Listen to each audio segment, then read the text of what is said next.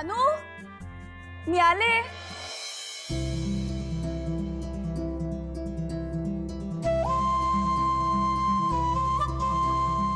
भावनाताई, बरं झालं तू आलीस. मला ना खूप बोर होत होतं. आई, मी भावनाताई बरोबर आहे. जानू, तू मला विसरली असलीस तरी तू माझ्याबद्दल एवढा विचार करतेस, हेच माझ्यासाठी खूप इम्पॉर्टंट आहे. असंच तुझ्या लाईफमध्ये मी परत जागा मिळणार, खात्री आहे माझी. ताई बस. हा बाहेर आलेला माणूस कोण आहे माहिती? कोण? अशी का बोलते? म्हणजे मी जयंतला ओळखलंय की काय? अगं, हा आपल्या बाबांचा बॉस आहे म्हणे. एवढा यंग माणूस आहे पण एकदम मॅनरलेस. आता कुणाच्या तरी घरी आल्यानंतर त्या घराची काहीतरी शिस्त असू शकते, नियम असू शकतात, त्याचं काहीही भान नाही. आल्या आल्या माझ्या डोक्यात गेलाय हा माणूस. एवढा खडूस आहे. तुला माहितीये काय केलंय नाही? काय? चक्क आपल्या घरात बूट घालून आला. जानू, तू जरा हळू बोल, बाहेर आवाज जाईल तुझा. आणि तू खडूस वगैरे काय म्हणतेस? अगं, त्यांना तू ओळखतही नाहीस. अगं, ओळखायची काय गरज आहे? ताई, त्या माणसाच्या चेहऱ्याकडे बघूनच मला त्याच्याशी बोलायची इच्छा होत नाहीये. आणि तुला एक सांगू का? तुला माहितीये, काही माणसं अशी असतात जी आपल्या आजूबाजूला जरी असली ना तरी त्यांच्यात नक्की काहीतरी प्रॉब्लेम आहे असं आपल्याला फिलिंग येतं. या माणसाबद्दल मला तसंच फिलिंग येतं. जयंत कानेटकर नाव आहे त्यांचं. ताई, त्याचं नाव काही का असे ना, मला काय फरक पडतोय? माझ्यासाठी तो एक खडूस बॉस आहे. असो ताई, उद्या होळी आहे आणि मला होळीसाठी ना काहीतरी बेस्ट प्लॅन करायचंय. म्हणजे काय करायचंय त्यातल्या काही गोष्टी मी ठरवून ठेवल्यात, पण तो प्लॅन एक्झिक्यूट करण्यासाठी मला आपल्या मदतीची गरज आहे. ताई, सगळ्यात आधी आपण आपल्या दाराबाहेर मोठी रांगोळी काढूया. अरे बाप रे, मी होळीला इथे कशी थांबू? तिकडे गाडे पाटलांच्या घरी पण होळी असेल. सिद्धिराज माझी वाट बघत असतो. मी नाही गेले तर माझ्यावर रुसतील, रागवतील. आणि तिकडे सून म्हणून मी होळीची सगळी जबाबदारी घ्यावी अशी काकूंची, आजींची इच्छा असणारच आहे. आता दोन्हीकडे होळी साजरी करायची म्हणजे तारेवरची कसरत आहे. ताई, हा, अगं लक्ष कुठे आहे? बरं ऐक, मी ना आईला कटाची आमटी भरपूर करायला सांगते, म्हणजे पुरणपोळीची स्पर्धा ठेवता येईल. हा.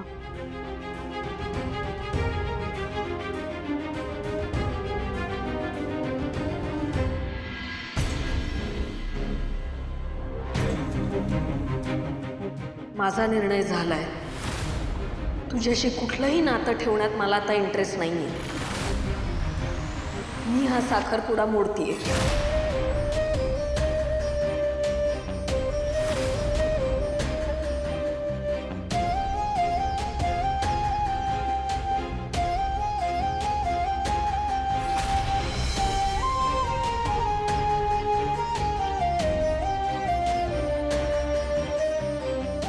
जी व्यक्ती लग्नाआधीच माझ्याशी एवढं खोटं बोलू शकते ती पुढे जाऊन काय खरं वागणार आहे?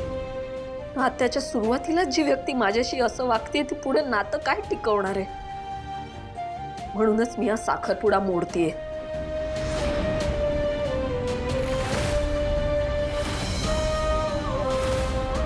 मला तुझ्याशी आता कुठलेही संबंध ठेवायचे नाहीयेत.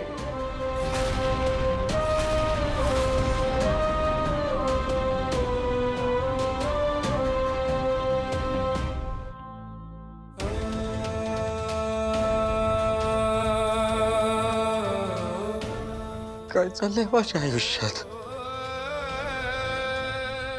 आधी मी माझ्या सगळ्यात जवळच्या मैत्रिणीला गमावलं, त्यानंतर आईला गमावलं आणि आता सईला सुद्धा. मामांना तर यातलं काहीच सांगू शकत नाही.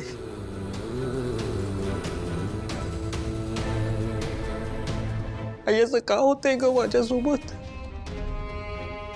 का होतं असं? मी ज्यांच्यावर प्रेम करतो ते मला सोडून जात आहेत. कोणाला सांगू माझ्या मनातलं? सांग आई, सांग ना, कोणाला सांगू माझ्या मनातलं? कोणाला सांगू?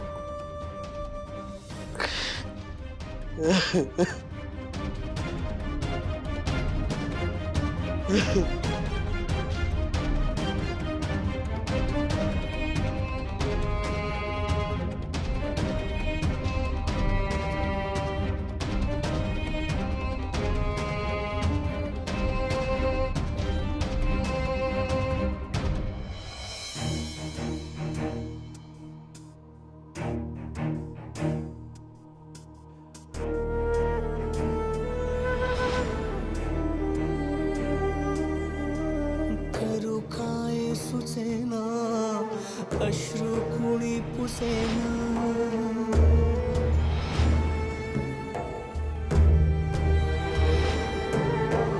करू काय सुचेना अश्रू कुणी पुसेना हा तुझा बोला मला सोसवेना तू जीव प्राण माझे तू सर्व भान माझे तुझ्या एका हाकेसाठी जुरे जीव माझा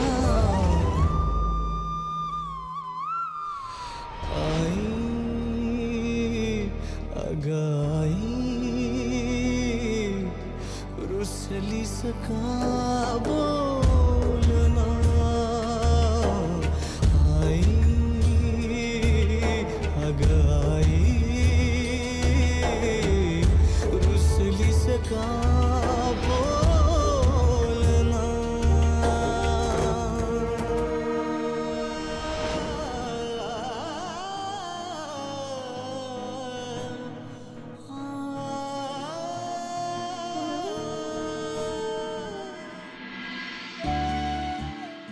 बाबा निघतो मी. जानूला भेटायला आलो होतो पण निदान तिला बघायला तरी मिळालं यातच मी समाधानी आहे. बाय द वे मी तिच्यासाठी गिफ्ट आणलं होतं, तुम्ही प्लीज तिला द्याल का?